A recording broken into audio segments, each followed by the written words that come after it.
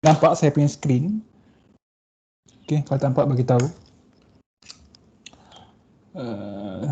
Started. Okay, saya nak dismiss.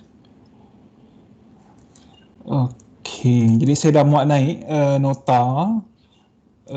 Jadi slide lah. Dekat UKM, dekat UKM Folio. Saya dah masukkan semua nota lah daripada bahagian 1, daripada minggu ni sampai dah minggu yang terakhir lah. Kemudian sebab kena jangkakan lah, mungkin akan ada perubahan pada nota ni kan. Kadang-kadang bila kita mula belajar, kita akan perasan ada error lah kan, ada kesalahan. Jadinya saya akan cubalah untuk kemaskini nota ni supaya kesalahan-kesalahan tu dapat dibetulkan. Jadi aspek akan ada perubahan lah, terutamanya bagi pelajar yang print, yang mencetak nota. Jadinya kena bersedia lah, tapi selalunya tak banyak sangat lah perubahan-perubahan tu. Contohnya kadang ada typing error ke kan, jadi saya akan betulkan. Okey, apa lagi Jadi saya nak tunjukkan sikit proforma. Jadinya sepatutnya topik dekat sini yang kita akan belajar hari ni, topik ni lah. Kameran ganda 2 untuk rantau segi 4. Segi 4. Tak semestinya segi 4 tepat, tapi ialah segi 4 je. Okey. Jadi segi 4 sama atau segi 4 tepat lah kalau kita gunakan segi 4. Okey, jadi kat sini sekarang ni minggu ke-8, tak termasuk cuti pertengahan semester. Jadi minggu ke-8, tetapi topik kita lah di sini. Jadi kita seolah-olah lewat seminggu lah jika kita bandingkan dengan kita punya performa ataupun perancangan kuliah ni. Tapi tak ada masalah. Nanti ada yang kita ada beberapa topik yang kita akan gabungkan. Selalunya silinder dengan sfera kita akan gabungkan. Jadi kita akan ada masa lah untuk belajar topik yang terakhir ni. Okey, jadinya saya boleh kata beginilah. Kita akan anjakkan yang lain-lain ni satu minggu ke belakang. Yang di sini pula kita akan gabungkan silinder dan sfera. Okey. Selalunya begitu. Okey.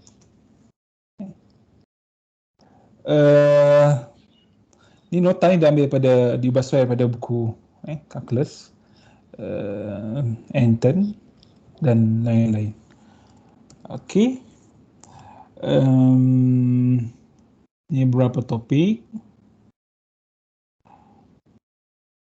Jadinya kita tengok balik. Sebelum ni kita dah pernah belajar dekat peringkat sekolah ke sebagai contoh, kameran untuk satu pemboleh ubah. Ataupun kameran untuk suatu fungsi satu pemboleh ubah. Contohnya fx. Fx. Kita kamikan selalunya kita nak dapatkan apa? Kita nak dapatkan luas bawah graf kan. Area under graph. Kan? Jadinya kita akan buat kameran lah.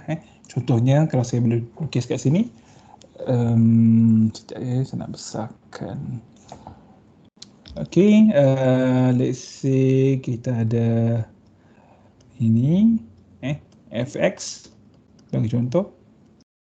Kita nak dapatkan luas, let's say ni AB, kemudian of course lah sini jadi FA, FB. Sini paksi X, paksi Y. Kita nak dapatkan luas dekat sini sebagai contoh. Kan semua ni lah.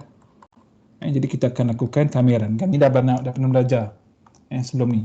Sekolah ke ataupun metrik ataupun form 6 saya pun tak pasti. Okay, so A kita boleh buat.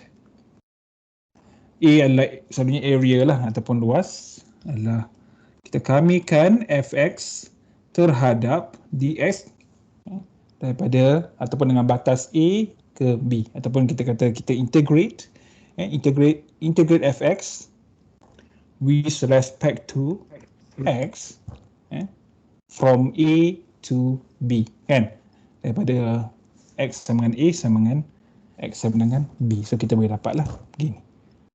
Tapi kalau kita ingat balik apa kita belajar dulu di sekolah, selalunya sebelum kita lakukan kameran ataupun integration, kat sini integration ataupun kameran ataupun pengkameran, selalunya kita akan tengok apa yang dipanggil sebagai Riemann sum, hasil tambah Riemann. Kalau siapa ingat ataupun siapa yang dah lupa, mungkin boleh cuba rujuk di internet ataupun di buku lah. Riemann sum ataupun hasil tambah Riemann. Mana kita akan selalunya kita akan pecahkan. Kalau saya boleh ambil ni semua, sekejap. Tak boleh, tak apa. Selalunya kita boleh pecahkan. Katalah kita ada macam ni. Saya lukis lain. Kita akan pecahkan dia kepada jalur-jalur. Tapi tak berapa tegak sangat. Kita akan pecahkan kepada jalur-jalur yang kecil. Jalur yang kecil ni bentuknya seakan-akan segi empat. Seakan-akan segi empat. Cuma mungkinlah kat sini dia ada kurang sikit. Yang ni macam segi empat. Yang ni mungkin terkurang sikit. Ini kurang sikit. Itu. Tapi kita boleh dapatkan hasil tambahannya dekat sini lah. Jadi kita boleh buat sebagai contoh saya gunakan warna hitam. A adalah hasil tambah untuk kesemua ni. Hasil tambah setiap jalur tu. Jadinya let's say kita nak buat, kat sini saya gunakan apa? K sama dengan 1 sampai let's say kita ada N jalur ni ataupun stripe kat sini. Jadi kita buat bukan AI, AK. Yang mana AK adalah luas jalur atau kita kata segi empat lah. Luas kepada jalur atau persegi empat K. Jadi kita tambahkan. Of course kita akan ada terkurang anggar, overestimate ataupun underestimate kat sini kan. Sebab dia tak betul-betul bentuk segi empat. Jadi kat sini kita boleh gunakan approximation. Kita approximate. Jadi kita katalah kat sini kita andaikan saiz jalur ni lebih kurang sama. Bukan lebih kurang, memang sama. Iaitu daripada sini ke sini, ke sini, ke sini. Kita anggap saiz ni adalah delta X. Delta yang small x lah. Jadinya kita boleh buat dia K sama dengan 1 sampai kat sini saya gunakan N. Kemudian kalau ini adalah delta X, kita ambil satu je. Jadinya luasnya adalah delta X darabkan dengan ketinggian. Kalau sini adalah delta X. Kalau kita ada macam ni segi 4. Kalau ini delta X, jadinya ini mestilah delta Y ataupun ketinggian. Saya gunakan delta Y boleh, H boleh, F boleh, kan, apa-apa nama yang kita nak guna. Tapi yang pasti untuk dapatkan luas, area ataupun luas, kita darabkan panjang sisi delta X dengan ketinggian lah. So dalam kes ni saya buat delta X F bagi contoh. Nak gunakan H pun boleh. Kan? Jadi kat sini kita kemas kini kita punya formula kat sini. Kita ada delta X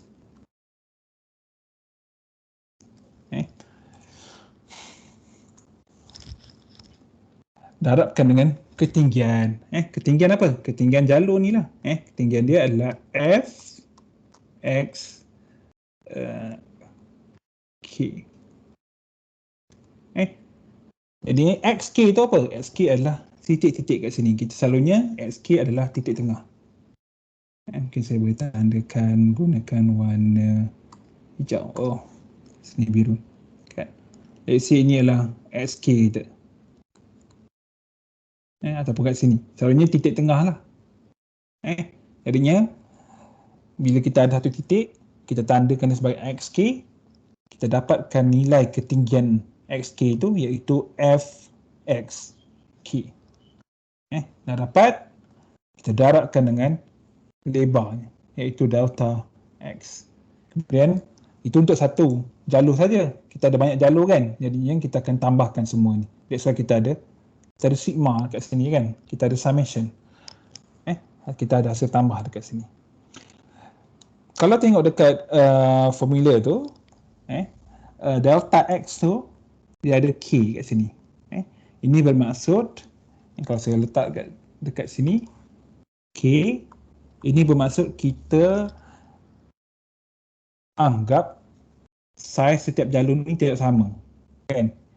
Bila tak sama, maksudnya delta X, mungkin delta X1 sama dengan 0.1 unit, contoh. Delta X2 mungkin 0.15 unit dan sebagainya. Jadinya, kita wakilkannya dengan delta XK. Contoh. Tapi dalam kes yang ni, sebenarnya tak kisah pun, sama nak sama atau tak, tapi sebabkan saya dah sebut, kita anggap yang sama, maka kita disebabkan delta X1 let's say 0.1 unit, delta X2 sama dengan 0.1 unit, sampailah let's say delta Xn adalah 0.1 unit, jadi kita ambil delta X sahaja, iaitu 0.1. Kan? Ini kelebihannya bila begini, yang kita dapat formula macam ni kan, iaitu sama dengan di sini. Disebabkan let's say kalau kita tak ada K kat sini, maka kita boleh keluarkan. Kita boleh keluarkan dia.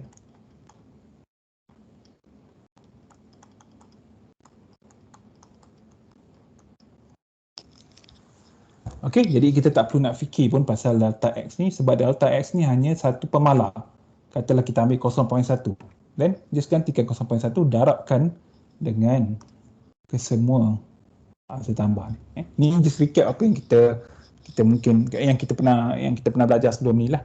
Okey, iaitu hasil tambah Riemann. Tapi of course, bila kita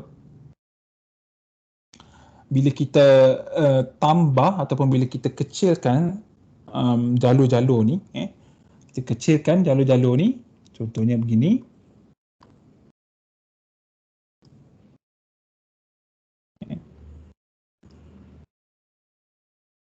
Kecil lah kan. Jadinya ralat ataupun kuantiti yang kita terkurang anggar ataupun terlebih anggar semakin kecil. Jadinya kita punya anggaran menjadi semakin tepat.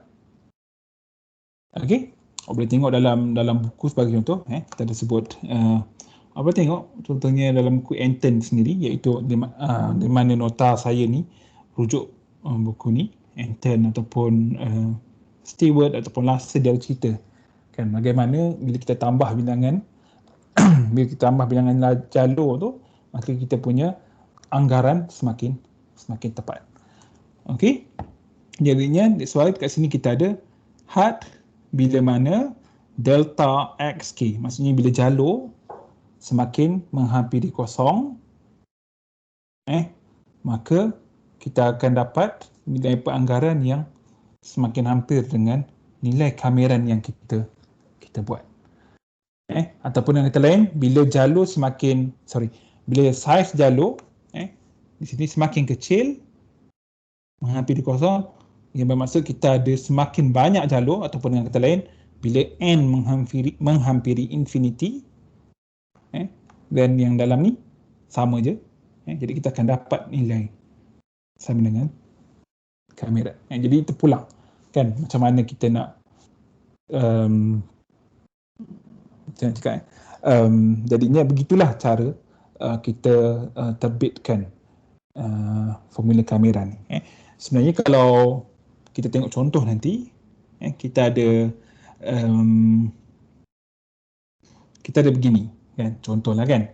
Okey, saya terus skip pada saya skip sekejap terus kepada slide yang seterusnya kan. Jadi katalah kita ada fungsi begini kan, kita mudah untuk kamirkan dia kan. Jadinya kita boleh nampak lah, oh ini 40 kamirkan terhadap y, kita dapat 40y tolak 2xy kuasa 2 per 2, so 2 boleh potong dapat yang macam ni kan. So itu yang apa yang mudah kan. Tapi dalam pendidikan contohnya ataupun pelajar PhD ataupun banyak lagi kajian sebagai contoh, bila nak kamirkan tu ataupun nak lakukan integration tu, dia sukar. Contohnya kita nak lakukan kamiran, let's say ini daripada 1 ke 2, tapi kita ada sin contohnya x per 3 contohnya kan. Kemudian kuasa 3 per 2 darabkan tangent 2x eksponen kan negatif 2x contohnya. Dan jadi macam mana kita nak lakukan kamiran kan. Jadi susah. Bila susah, kita terpaksa gunakan formula yang seperti ini kan. Kita pecahkan dia punya graf tu kepada jalur-jalur yang kecil, kemudian kita cari luasnya dan kita tambahkan. Okey, ini di luar skop lah, tapi saya nak ceritakan bahawa formula yang ada dekat sini sebenarnya kedua-duanya digunakan. Tapi dalam skop kita ni, kita akan lakukan di sinilah. Kita akan buat kamiran seperti biasalah, tak perlu pun buat secara berangka seperti ini, menggunakan Riemann sum dan sebagainya. Okey, yang ni adalah untuk kamiran satu boleh ubah yang kita pernah belajar sebelum ni. Okey, jadinya kat sini jika fx adalah positif, maka kita dapat luas di bawah graf. Ingat balik, kalau fx positif, kita dapat luas bawah graf kan. Tapi macam mana pula kalau fx tu dia ada bahagian yang positif, ada bahagian negatif. Contohnya kita ada sekejap ya, next new page after. Okay, let's say kita ada macam ni, macam ni. Ini adalah fx, ni y. Let's say kita ada a di sini, b kan. Kemudian di sini, kalau di sini a, maka di sini adalah f a, di sini adalah f b. Okey, jadi kalau saya bagi awak gambar macam ni, kemudian saya minta awak selesaikan. Contohnya kamiran AB fx dx.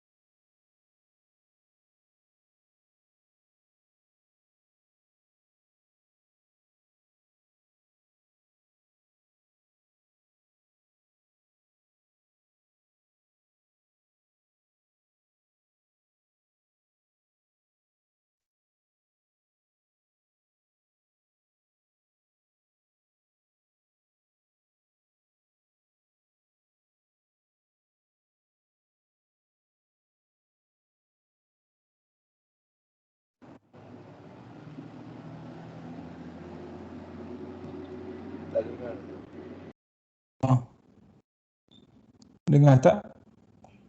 Hello? Ya, sekarang dengar. Okey. Okey, sambung balik katalah awak diberi gambar macam ni, mungkin yang kat sini tak berapa clear, saya nak padam sikit. Okey, kita ada satu graf fx yang mana fx ni nilai yang belah atas ni, lengkung dekat sini adalah mempunyai nilai positif.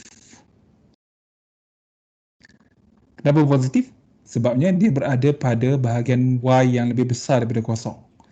Kemudian lengkung yang belah bawah ni adalah berada pada nilai negatif. Nilai y negatif. Jadinya nilai fx adalah negatif kat sini. Jadi saya minta awak kamikan, selesaikan ataupun apa sajalah, macam ni. Kan? Jadi bila awak kamikan, awak integrate kat sini, kamikan f terhadap x daripada a dan b. A dan b ni jangan lupa adalah dipanggil sebagai batas. Batas. Okey. Jadinya kat sini awak tak dapat, ini bukanlah luas. Sebab apa? Sebab bila awak buat kamera macam ni, dia adalah positif tolak negatif lah, dia adalah net area lah. Maksudnya nilai negatif ni dia akan mempengaruhi nilai yang positif. Jadinya dia bukanlah luas. Itu sebab di sini ayatnya, jika fx adalah positif sepanjang A hingga B, maka kita akan mendapat luas di bawah graf. Contohnya apa yang kita dah lihat. Bukan di situ. Contohnya di sinilah.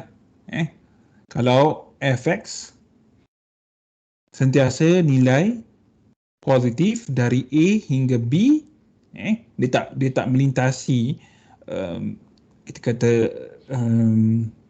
paksi X, maka kita akan dapat A lah. A ni selalunya adalah area ataupun luas. Okey, jadinya kat sini selalunya ini dipanggil integrand. Yang kat sini AB ni adalah batas. Yang ni kameran terhadap X.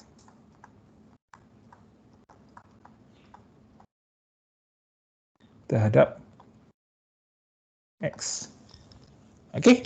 Jadi kalau saya kata kamikan bla bla bla dengan integrand fx sama dengan berapa, ataupun sekarang ni kita belajar kamiran ganda 2. So integrand adalah fxy sama dengan sin xy bla bla bla. Jadi integrand adalah apa yang ada kat tengah ni. Okey, ni adalah kita punya batas. Okey, dan sebagainya. Okey. Ada apa-apa soalan ke kat sini? Kalau ada boleh, just in case kalau ada boleh type dia kat sini, nanti saya akan tengok sekali-sekala lah. Okey. Kemudian kita dah tengok yang ni untuk kes satu dimensi ataupun fungsi dengan satu pemboleh ubah. Jadi kita ada takrifan yang serupa juga untuk fungsi dua pemboleh ubah, tiga pemboleh ubah dan multi pemboleh ubah, yang mana kita akan belajar dalam kursus ni kan, bermula daripada minggu ni sampailah minggu yang terakhir. Okey, jadi kita akan tengok fungsi dua pemboleh ubah dan seterusnya. Jadinya kalau awak rasa awak macam lemah sikit kameran untuk satu pemboleh ubah, kena study baliklah, kena recall balik apa yang pernah belajar sebelum ni. Okey. Selalunya untuk kameran ganda 2, selalunya untuk kameran ganda 2